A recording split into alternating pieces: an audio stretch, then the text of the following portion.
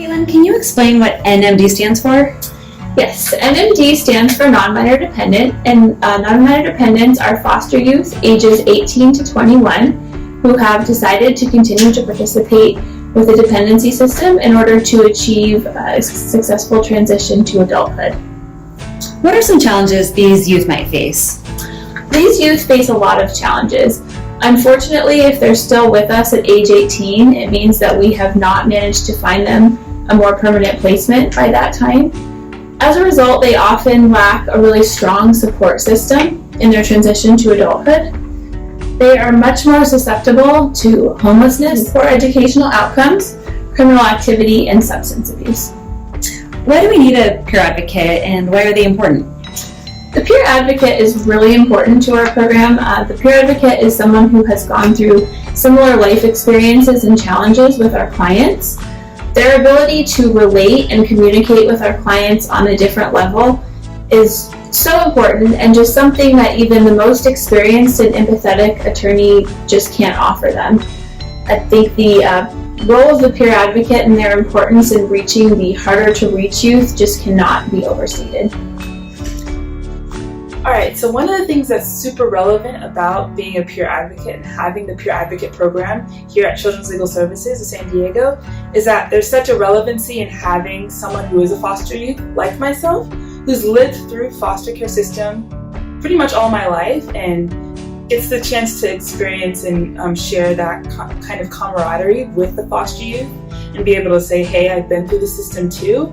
It might not be the same story as yours, but at least we can connect on some of the similar things that we've been through and really just have someone to relate to and have that relatability as something that's crucial for foster youth to be able to connect with.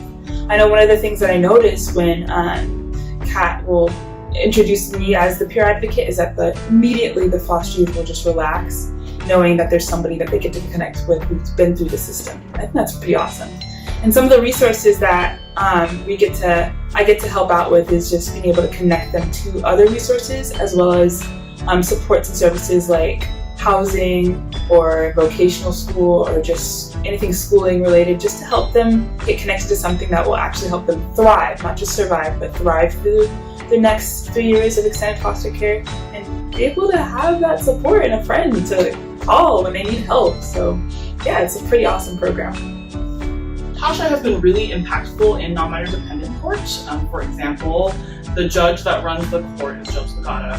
Very early on in the program, once Tasha had been introduced to Judge Legata, she invited Tasha to sit at council table with all of the parties because she recognized the importance of the peer advocate role.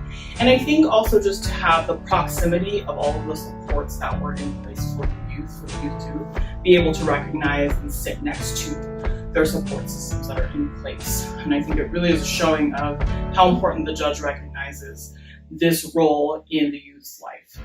A few examples of this.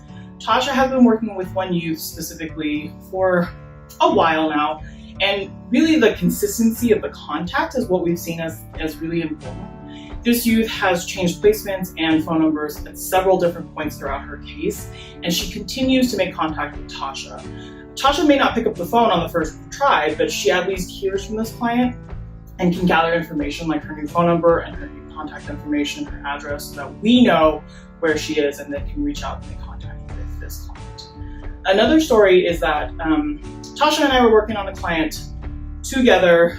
I was scheduled to go on vacation, and so I could not directly work with this client while I was out. But while I was out, this client was facing homelessness that very day.